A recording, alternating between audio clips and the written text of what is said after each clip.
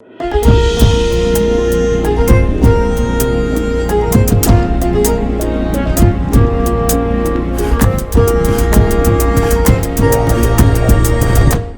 ውድ የፈታ ዴሊ ተከታታዮቻችን ዕለተ ሐሙስ ረፋድ ጥንቅራችን ላይ ነን። በዕለቱ በአገር ውስጥም ከአገር ውጭም ካሉት መረጃዎች ለእናንተ አዳዲስ መረጃዎች ይሰጣሉ ያልናቸውን አሰባስበን በማጠናቀር ተገኝተናል። መረጃዎቻችንን ላይክና ሼር በማድረግ እንድትከታተሉ እየጠየቅን ወደ ዝርዝሮቹ ከማለፋችን በፊት በቅድሚያ ዋና ዋናዎቹን እንጠቁማችሁ። በፌዴራል መንግስትና በህወሓት ኃይሎች መካከል የድርድር ፍንጮች እየተሰሙ ባለበት በዚህ ወቅት ህወሓት የመጨረሻ የተባለ የጦርነት ዝግጅት ላይ መሆኑን የሚያመለክት አንድ መረጃ ወጥቷል። በጦርነት ወቅት የሚጎዱ ሰዎችን የማግለል ስራን ከሚሰሩ ሰዎችን ማሰባሰብ ጀምሮ እስከ አህያና ግመል ግዢ ድረስ ስራዎች እየተከናወኑ መሆኑን የሚያመለክት መረጃ ወጥቷል። ይዘነዋል።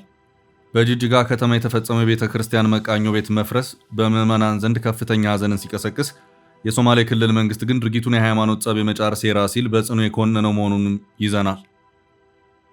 በትግራይ ክልል እያገረሸ የመጣውን ወታደራዊ ውጥረት ተከትሎ ተከታታይ ማሳሰቢያዎች ተሰጥተዋል። የአውሮፓ ህብረት አባል የሆኑ 22 ሀገራት እንዲሁም ዩናይትድ ኪንግደም፣ ኖርዌይ እና ካናዳ ኤምባሲዎች በጋራ ባወጡት መግለጫ ጥብቅ ማሳሰቢያ ሰጥተዋል። ዝርዝር መረጃውን እናደርሳለን። በሺዎች የሞቱበት ከ500 በላይ ሰዎች እንዲሁም ከ28 በላይ ሀገራት ዜጎች የሆኑ ቱሪስቶች የጠፉበት አደጋ በቻይና እና ኔፓል ድንበር መካከል ተፈጥሯል። ከ10 ሜትር በላይ ከፍታ ያለው ውሃ ከ10 ሺህ በላይ ቤቶችን ሲያወድም የሚያሳዩ የሲሲቲቪ ካሜራ ምስሎች ዓለምን በከፍተኛ ድንጋጤ ውስጥ ከተዋል። አደጋውን የተመለከተ ዝርዝር መረጃ ይዘናል። ከአርሶ አደሮች ጋር በተያያዘ ተጥሎ የነበረው የመሬት እግድ የተነሳ መሆኑን የሚያመለክት መረጃንም አካተናል። አሁን በቀጥታ ወደ ዝርዝሮቹ። መሃል ሲኤምሲ ዘመናዊ ኮምፓውንድ መኖሪያ መንደር በካሬ ከ73 ሺህ እስከ 98 ሺህ ብር ከድሪም ቢልደርስ ሪል ስቴት በ10% ቅድመ ክፍያ ባለ 1 መኝታ 73 ካሬ 720 ሺህ ብር ቅድመ ክፍያ፣ ባለ 2 መኝታ 123 ካሬ 1.2 ሚሊዮን ብር ቅድመ ክፍያ፣ ባለ 3 መኝታ ከ136 ካሬ እስከ 192 ካሬ ከ1.3 ሚሊዮን ብር ቅድመ ክፍያ ጀምሮ አዘጋጅተናል። በ2 ዓመት ተኩል የሚረከቡት መኪና ማቆሚያ፣ ሳንድ ባይ ጄኔሬተር፣ መዋኛ ገንዳ፣ የልጆች መጫወቻ አለው። በ2 ዓመት ተኩል የሚረከቡት 100% ለሚከፍሉ 30% ቅናሽ። አሁኑን ይደውሉ። ስልክ 0964 2025 29 ድሪም ቢልደርስ ሪል ስቴት።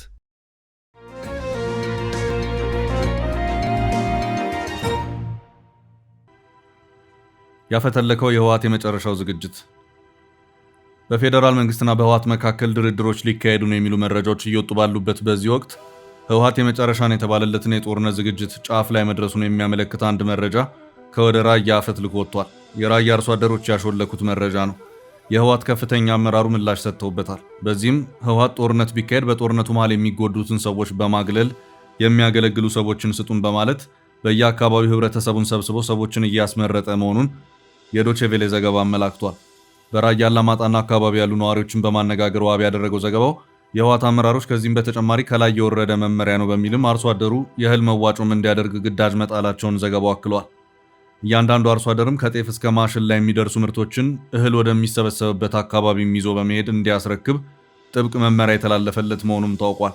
ይህንን ትዕዛዝ ለመፈጸም የማይፈልጉ አርሶ አደሮች ካሉም እስከ 5000 ብር የሚደርስ ቅጣትም ይጠብቃቸዋል መባላቸውን የራያ አላማጣ ዙሪያ አርሶ አደሮች ለዶቼ ቬለ ተናግረዋል።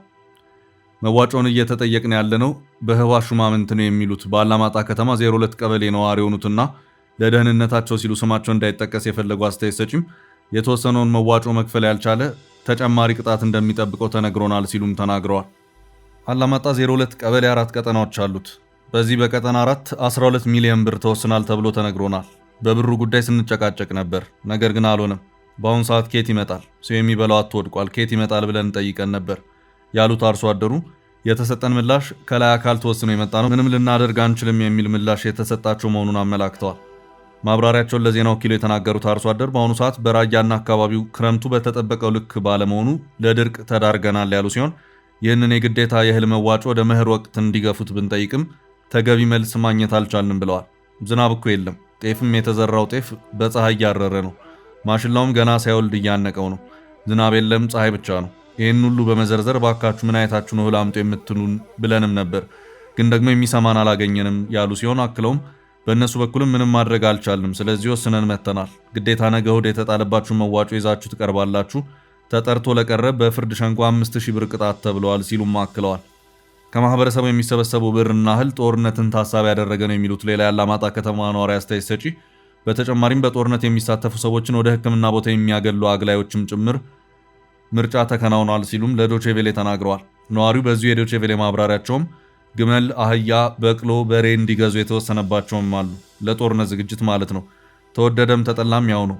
ህብረተሰቡ ባካችሁ ተውኑ፣ ወቅቱ የድርቅ ነው፣ ዝናብ የለም፣ የዘራነው አልበቀለም ቢልም በአጭሩ እነሱ የሚሰጡት ምላሽ ግን በቃ ተወስኗል፣ ታመጣለህ ነው የሚል ነው ሲሉ መናገራቸው በዘገባው ተመላክቷል።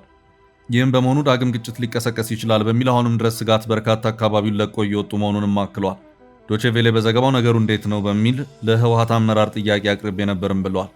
ምላሽ የሰጡት የህወሓት ቃል አቀባይ አቶ ሚካኤል አስገዶም ናቸው። በሰጡት ምላሽም ክሱ መሰረት የሌለው ነው፣ ህዝቡ የህልውና ስጋት እንደተደቀነበት በመገንዘብ በገዛ ፍቃዱና በዞን ውሳኔ መሰረት የሚደግፍ ነው። ከዚህ ውጭ ግን የሚነሱት ቅሬታዎች እንቅስቃሴውን ለመቀልበስ በተደራጁ ጥቂት ወገኖች የሚነሱ አጀንዳዎች ናቸው በማለት አጥብቀው አስተባብለዋል። ይህ አይነቱ ቅሬታ ከህዝብ የመጣ ሳይሆን የጥቂቶች ሀሳብ ነው ሲሉም ቅሬታቸውን ለዜና ወኪሉ የተናገሩትን ወንጅለዋል። አንድ ሀገር አደጋ ሲደርስበት የራሱ የሆነ ህግና አዋጅ ደንብ አለው። በዚሁ መሰረት አደጋውን ይመክታል፣ ይከላከላል። በዚሁ መሰረትም ከተጋረጠበት የህልውና አደጋ ይወጣል። በዚሁ መሰረት ታይቶም የትግራይ ህዝብ ሙሉ በሙሉ ተቀብሎት የኔ አጀንዳ ነው፣ ልክ ነው በሚል ወደ መመከት እየተሸጋገረ ነው። የእነዚህ ሰዎች ተቃውሞ የጥቂት ሰዎች እንጂ የህዝብ አጀንዳ አይደለም ሲሉም ቃል አቀባዩ በጥብቅ እንዳስተባበሉም ዘገባው አመላክቷል። በቀጣይ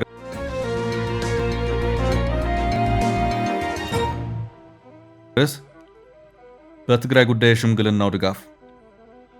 በትግራይ ክልል እያገረሸ የመጣውን ወታደራዊ ውጥረት ተከትሎ ተከታታይ ማሳሰቢያዎች ተሰጥተዋል። የአውሮፓ ህብረት አባል የሆኑ 22 ሀገራት እንዲሁም ዩናይትድ ኪንግደም፣ ኖርዌይ እና ካናዳ ኤምባሲዎች በጋራ ባወጡት መግለጫ በአካባቢ ያለው ሁኔታ በከፍተኛ ስጋት እየተከታተሉት መሆኑን አስታውቀዋል።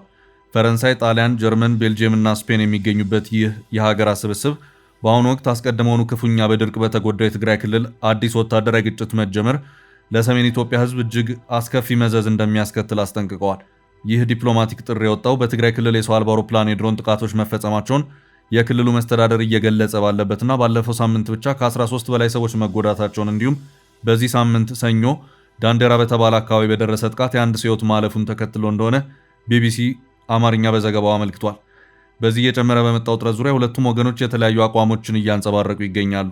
በትግራይ በኩል የድሮን ጥቃቶች መፈጸማቸውንና ንጹሃን እየተጎዱ መሆኑን በይፋ እየገለጹ ቢሆንም የፌዴራል መንግስት ግን ስለተባሉት ጥቃቶች እስካሁን የሰጠው ይፋ ምላሽ የለም። ይሁን እንጂ የፌዴራል መንግስት የህወሓት አመራሮች ጽምዶ የተባለ ጥምረት በመፍጠር ከሌሎች ታጣቂዎችና የውጭ ኃይሎች ጋር በጋራ የፌዴራል መንግስቱን ለማስወገድ እየሰሩ ነው በማለት በጽኑ ሲከስ ቆይቷል። በሌላ በኩል ደግሞ የህወሓት አመራሮች ከሌሎች ታጣቂዎች ጋር ትብብር መፍጠራቸውን አልሸሸጉም። የፌዴራል መንግስቱን ይዘት እና ህልውና የተመለከቱ ጠንከር ያሉ ንግግሮችንም በይፋ ሲያደርጉ ተደምጠዋል። ይህ የሁለቱ አካላት መካረር ክልሉ ዳግም ወደ ለየለት ጦርነት ሊያመራ ይችላል የሚል ከፍተኛ ስጋት እንዲፈጠር አድርጓል። ይህንን የጦርነት ስጋት ለመግታትና ሰላምን ለማስፈን የአፍሪካ ህብረት ከፍተኛ ጥረት እያደረገ ይገኛል። የፕሪቶሪያው ስምምነት ዋና አደራዳሪና የአፍሪካ ህብረት የአፍሪካ ቀንድ ከፍተኛ ተወካይ የቀድሞ የናይጄሪያ ፕሬዝዳንት ኦሉሴጉን ኦባሳንጆ ባለፉት ቀናት በአዲስ አበባና በመቀለ ጉብኝት በማድረግ አዲስ የሰላም ምክክሮችን በይፋ አስጀምረዋል። የምዕራባውያን ኤምባሲዎችም ይህንን የኦባሳንጆን የሰላም ጥረት ሙሉ በሙሉ እንደሚደግፉ ገልጸው ሁሉም አካላት በ2015 ዓ.ም በደቡብ አፍሪካ ፕሪቶሪያ በተፈረመው ዘላቂ ግጭት የማቆም ስምምነት ትግበራ ላይ በገንቢ መንገድና በቅን ልቦና እንዲሳተፉና ለዲፕሎማሲያዊ መፍትሄ ቅድሚያ እንዲሰጡ ጥሪያቸውን አስተላልፈዋል።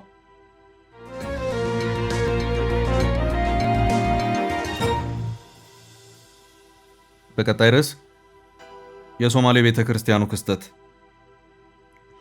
በሶማሌ ክልል ርዕሰ መዲና ጅጅጋ ከተማ አዲስ የተገነባው የመድኃኔዓለም ቤተክርስቲያን መቃኞ ቤት በኃይል መፍረሱን ተከትሎ ክስተቱ ምዕመናንን አሳዝኗል። የኢትዮጵያ ኦርቶዶክስ ተዋሕዶ ቤተክርስቲያን የሶማሌ ሀገረ ስብከት ድርጊቱን ያልተጠበቀና አሳዛኝ ሲል የኮነነ ሲሆን ድርጊቱ በአካባቢው ምዕመናን ዘንድ ከፍተኛ ሐዘን መፍጠሩን ገልጾ የሚመለከታቸው አካላት አስቸኳይ ሕጋዊ ማጣራት እንዲያደርጉ ባወጣው መግለጫ መጠየቁን ዋዜማ በዘገባው አመልክቷል። ክስተቱ ከተሰማ በኋላ ማህበራዊ ሚዲያዎችን ጨምሮ በተለያዩ ቦታዎች ላይ ሰፊ መነጋገሪያ ሆኖ ሰንብቷል። የሶማሌ ክልላዊ መንግስት በበኩሉ የተፈጠረውን ድርጊት በጽኑ የኮነነ ሲሆን የተለየ ፍላጎት አላቸው ያላቸው ጥቂት አካላት ተገቢውን አካሄድ ሳይጠብቁና ለሚመለከታቸው የጸጥታ አካላት ሳያሳውቁ ባደረጉት እንቅስቃሴ የተፈጠረ አለመግባባት መሆኑን ገልጿል። ይሁን እንጂ መቃኞ የተገነባበት ቦታ በግለሰብ ስም የተመዘገበ ይዞታ መሆኑን ማረጋገጡን የጠቀሰው የክልሉ መንግስት ፖሊስ የድርጊቱን ፈጻሚዎች በቁጥጥር ስር አውሎ ምርመራ መጀመሩን አስታውቋል። ክልሉ ድርጊቱን የኮነነው ጥቂት ወገኖች የሃይማኖት ጸብ ለማስነሳትና የክልሉን መልካም ገጽታ ለማጠልሸት የሞከሩበት ተግባር ነው በማለት ሲሆን የተፈጠረውን ሁኔታ ከልክ በላይ በማጋነን የክልሉን ዘመናት ያስቆጠረ የሰላምና አብሮ የመኖር እሴት ለማበላሸት የሚፈልጉ ኃይሎች መጠቀሚያ ላይ ያደርጉት እንደሚሞክሩም ታዝቤያለሁ ብሏል።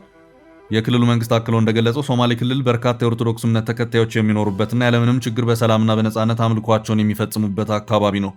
ከወራት በፊትም የሀገረ ስብከቱ ሊቀ ጳጳስ አቡነ ኤልሳን ጨምሮ ሌሎች አባቶች ከክልሉ ርዕሰ መስተዳድር ጋር በፕሬዝዳንት ጽሕፈት ቤት ሰፊ ውይይት ማድረጋቸውንና ያቀረቧቸው በርካታ ችግሮች መፍትሄ እየተሰጣቸው መሆኑን አስታውሷል። በአሁኑ ወቅት የተፈጠረውን ክስተት መነሻ በማድረግ ሕግና ስርዓትን የማስከበር እንዲሁም ተገቢውን የማስተካከያ እርምጃ የመውሰድ ስራ የሶማሌ ክልል ጸጥታ ቢሮ፣ የጅጅጋ ከተማ አስተዳደር ከንቲባ ጽሕፈት ቤትና የሀገረ ስብከቱ ከፍተኛ የሃይማኖት አባቶች በቅንጅትና በሰፊ ኃላፊነት እየሰሩበት እንደሚገኝ ተገልጿል።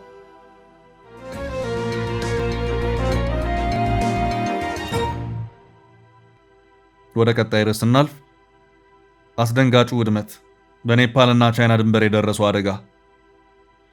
ከ500 በላይ ሰዎች እንዲሁም ከ28 በላይ ሀገራት ዜጎች የሆኑ ቱሪስቶች የጠፉበት አደጋ በቻይናና ኔፓል ድንበር መካከል ተፈጥሯል። ከ10 ሜትር በላይ ከፍታ ያለው ውሃ ከ10 ሺህ በላይ ቤቶችን ሲያወድም የሚያሳዩ የሲሲቲቪ ካሜራ ምስሎች ዓለምን በከፍተኛ ድንጋጤ ውስጥ ከተዋል። በቻይናና ኔፓል ድንበር መካከል በሚገኝና በሁለት ከፍተኛ ስፍራዎች መካከል ባለው ጠባብ ሸለቆ ውስጥ በትላንትናው ዕለት የተፈጠረው የመሬት መንሸራተትና የውሃ መጥለቅለቅ አደጋ በዓለማችን በቅርብ ጊዜ ከተከሰቱ አደጋዎች ሁሉ እጅግ የከፋው ነው ተብሏል። ከ8 እስከ 10 ሜትር የሚረዝም የውሃ ግድግዳና ጎርፍ በሸለቆች ውስጥ ከግምት በላይ የሆነ ውድመት አስከትሏል። በድንበሩ የሚገኙ መንደሮች በሙሉ የወደሙና በውሃ እንዲሁም በጭቃ የተጥለቀለቁ ሲሆን በኔፓል በኩል ብቻ ከ10 ሺህ በላይ ሰዎች ቤት አልባ ሆነዋል። ክስተቱ የተፈጠረው በቻይና ድንበር አቅራቢያ በኔፓል ግዛት ራስዋ እና ኑዋኮት ወረዳዎች ውስጥ ነው። በትላንትናው ዕለት ጠዋት 3 ሰዓት ከሩብ ላይ የተፈጠረውን ይህን አሰቃቂ አደጋ ማንም የገመተውና ቅድመ ማስጠንቀቂያ የነበረው አይደለም። በጠባቡ ሸለቆ በአንድ በኩል ከፍተኛ የመሬት መንሸራተት መፈጠሩና ይህም ሸለቆን አቋርጦ በሚያልፈው የወንዙ ፍሰት መገደቡን ተከትሎ ውሃ በከፍተኛ ሁኔታ ተከማችቷል። በኋላ ላይ ውሃው የገደበውን የተፈጥሮ ግድግዳ በጥሶ በከፍተኛ ኃይል በመምጣቱ አደጋው ሊከሰት መቻሉን ተመራማሪዎች አሁን ላይ የአደጋው መንስኤ እንደሆነ ባስቀመጡት መላምት አመልክተዋል። በቅድሚያ ግን የኔፓል ተመራማሪዎች የመሬት መንቀጥቀጥ የፈጠረው መንሸራተት እንደሆነ ገምተው የነበረ ቢሆንም በኋላ ላይ ግን ምንም አይነት የመሬት መንቀጥቀጥ አለመፈጠሩና አደጋው በቀጥታ ከመሬት መንሸራተት ጋር የተያያዘ መሆኑ ታውቋል። በሺዎች የሚቆጠሩ ሰዎች መሞታቸው ሲገመት ከ500 በላይ 28 ሀገራት ቱሪስቶች ሸለቆን በማቋረጥ ላይ ያሉ አደጋው በመከሰቱ የገቡበት አለመታወቁ ተሰምቷል። በመጥለቅለቁና የመሬት መንሸራተቱ በቻይና ኔፓልና ቲቤት የጋራ ድንበር ላይ መጠነ ሰፊ ሰብአዊ፣ ቁሳዊ እንዲሁም የመሰረተ ልማት ውድመት አድርሷል። ድልድዮች በውሃው ተጠራርገው ሲወሰዱ፣ በአካባቢው የሚገኙ ኃይል ማመንጫዎች፣ ሌሎች መሰረተ ልማቶችና ማምረቻዎች በአስደንጋጩ ጎርፍ ምክንያት ከጥቅም ውጭ ሆነዋል። ዛሬ በወጣው የውድመት መረጃ ከ19 በላይ ድልድዮች ሙሉ በሙሉ መፍረሳቸውንና ከ42 ኪሎ ሜትር በላይ የሚረዝም የፍጥነት መንገድ ሃይዌይ ከነመኖሩ መጥፋቱ ተገልጿል። ከ8 እስከ 10 ሜትር ከፍታ የነበረው መጥለቅለቅ ያለምንም ቅድመ ማስጠንቀቂያ የተፈጠረ በመሆኑ ሕይወታቸውን ለማትረፍ ቅጽበቶች ብቻ የነበሯቸው በርካቶች ሕይወታቸውን አጥተዋል። በጠባቡ ሸለቆ የተንሸራተተው መሬት ውሃና የጭቃ ጎርፍ እያስጎመጎመ ከፊቱ ያለውን ሰው ሰራሽ መሰረተ ልማት በሙሉ ሲጠራርግ፣ ሰዎች አደጋውን ለማምለጥ ሲሮጡ የሚያሳዩ ምስሎች በስፋት እየተጋሩ ይገኛሉ። ክስተቱን ከፍተኛ ድንጋጤን አስከትሏል። በቻይናና ኔፓል መካከል እንደ ድንበር ሆኖ የሚያገለግል የንግድና ትራንዚት መተላለፊያ ግዙፍ ሕንፃና መሰረተ ልማት በውሃው ተጠርጎ ተወስዷል። ግዙፉ ተቋም የስደተኞች ጣቢያዎችን፣ የጉምሩክ ተቋማትን እንዲሁም የአስተዳደርና የሰራተኞች መኖሪያ ሕንፃዎችን የያዘ የነበረ ቢሆንም አሁን ግን በደራሹ ጎርፍ ሙሉ በሙሉ ተጠርጓል። አሁንም የአደጋ ጊዜ እርዳታና ነፍስ አድን ፍለጋው በቀጠለበት በዚህ ወቅት የሞት ቁጥሩ በሺዎች የሚቆጠር እንደሚሆን ተገምቷል። በአካባቢው የቱሪስት መስህብ በመሆኑ የተነሳ በርካታ ፓርኮችና የተራራ መጎብኛዎች የነበሩ ሲሆን አሁን ላይ በርካታ ቱሪስቶች የጠፉ ከመሆኑም በላይ ከአካባቢው ጋር ያለው ግንኙነት ጨርሶ ተቋርጧል።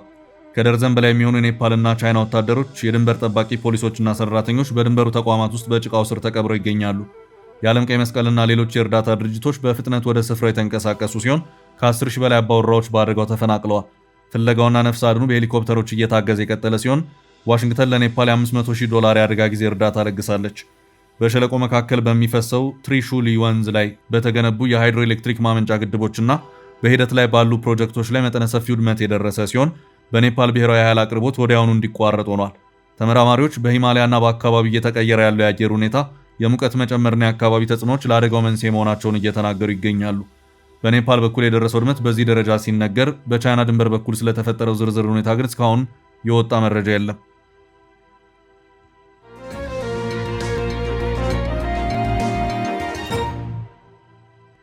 በቀጣይ መረጃ የአዲስ አበባ የመሬት እግድ ተነሳ። የአዲስ አበባ ከተማ አስተዳደር የመሬት ልማትና አስተዳደር ቢሮ ለአርሶ አደሮች የሚሰጥ የመኖሪያ ቤት የድርጅትና የግብርና መጠቀሚያ ይዞታ ማረጋገጫ የምስክር ወረቀት ላይ ካለፈው ጥር 5 ቀን 2018 ዓ.ም ጀምሮ እገዳ አስቀምጦ የነበረ ሲሆን ከነሐሴ 14 ቀን 2018 ዓ.ም ጀምሮ እግዱን ያነሳ መሆኑን አስታውቋል። ቢሮ ለሁሉም የቢሮ የሥራ ዘርፎችና ለክፍለ ከተማ መሬት ልማትና አስተዳደር ጽሕፈት ቤቶች አስተላልፎታል በተባለው መመሪያም በአርሶ አደር ይዞታዎች ላይ የሚሰጡ የይዞታ ማረጋገጫ የምስክር ወረቀቶች ለሶስተኛ ወገን እንዳይተላለፉና እንዳይዘዋወሩ ቀደም ሲል ጥሎት የነበረውን እግድ አንስቷል ተብሏል። ይህ እገዳ የተጣለው አርሶ አደሩን ከኢኮኖሚያዊና ማህበራዊ ቀውሶች ለመጠበቅና የይዞታ ዋስትናውን ለማረጋገጥ በታለመ መመሪያ መሰረት እንደነበርም የተገለጸ ሲሆን ይሁን እንጂ እገዳው በቆየባቸው ጊዜያት በመልካም አስተዳደር ዙሪያ ክፍተቶች ሲታዩ መቆየታቸውንና ከባለ ይዞታዎች ቅሬታዎችና ቤቱታዎች ሲቀርቡ እንደነበር ቢሮ አመልክቷል። እነዚህን የመልካም አስተዳደር ችግሮች ለመፍታትና ለቀረቡ ቅሬታዎች ምላሽ ለመስጠት ሲባልም ከነሐሴ 14 ቀን 2018 ዓ.ም ጀምሮ እገዳው እንዲነሳ ቢሮው ወስኗልም ተብሏል። በዚሁ መመሪያም የሚመለከታቸው አካላት ስራውን በከፍተኛ ጥንቃቄና ዲሲፕሊን እንዲያከናውኑ ቢሮ ጥብቅ ማሳሰቢያን የሰጠ መሆኑም ታውቋል።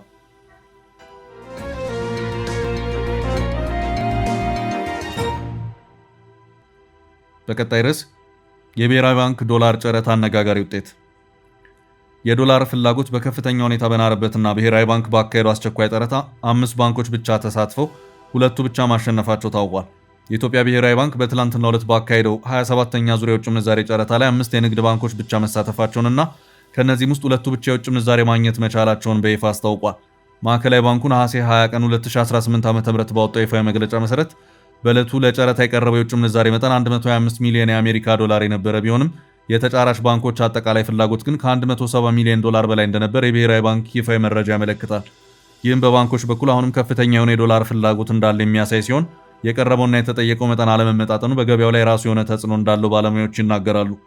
በዚሁ አዲስ የውጭ ምንዛሬ ጨረታ ላይ የአንድ አሜሪካ ዶላር የመጨረሻ መቁረጫ ዋጋ ወይም ማሪጂናል ሬት 160 ብር ከ20 ሳንቲም ሆኖ የተመዘገበ ሲሆን ይህም ካለፈው ሳምንት የጨረታ ዋጋ ጋር ሲነጻጸር መጠነኛ መረጋጋት ቅናሽ ማሳየቱ ተመልክቷል። ባለፈው ሳምንት በተካሄደው ተመሳሳይ ጨረታ ላይ አንድ የአሜሪካ ዶላር የተሸጠው በ160 ብር ከ21 ሳንቲም እንደነበር ይታወሳል። በዕለቱ የተሳተፉት ተጫራች ባንኮች ለ1 ዶላር ያቀረቡት ከፍተኛ የመጫረቻ ዋጋ 160 ብር ከ20 ሳንቲም የነበረ ሲሆን ዝቅተኛው ደግሞ 160 ብር ከ18 ሳንቲም ሆኖ ተመዝግቧል። የአዲሱ የብሔራዊ ባንክ የጨረታ ውጤት በሀገሪቱ የፋይናንስ ገበያና በዕለታዊ የውጭ ምንዛሬ ተመን ላይ ለውጥ ሊያመጣ እንደሚችል ተገምቷል። የኢኮኖሚ ባለሙያዎች እንደሚጠቁሙት የዶላር ዋጋ በ160 ብር አካባቢ መረጋጋቱ ለገበያው መልካም ማሳያ ቢሆንም ጥቂት ባንኮች ብቻ በጨረታው አሸናፊ መሆናቸው በሌሎች ባንኮች የደንበኞች ፍላጎት ላይ ጫና ሊፈጥር ይችላል። ብሔራዊ ባንክ በበኩሉ የውጭ ምንዛሬ ገበያውን ነፃና ግልጽ ለማድረግ የገንዘብ ስርዓቱን ለማረጋጋት መሰል የዶላር ጨረታዎችን አጠናክሮ እንደሚቀጥል በተደጋጋሚ ሲገልጽ ቆይቷል። ውድ ቤተሰቦቻችን ለዛሬ ያዝንላችሁን ርዕሰ ጉዳዮች እዚህ ላይ ቋጨን። ላይክ፣ ሼር እና ኮሜንት በማድረግ ለቻናላችን ድጋፋችሁን መግለጽ እንዳትዘነጉ እያልን ከሌሎች መረጃዎች ጋር ደግመን እስክንገናኝ ቸር ያሰማን ስንል ተሰናብተናል።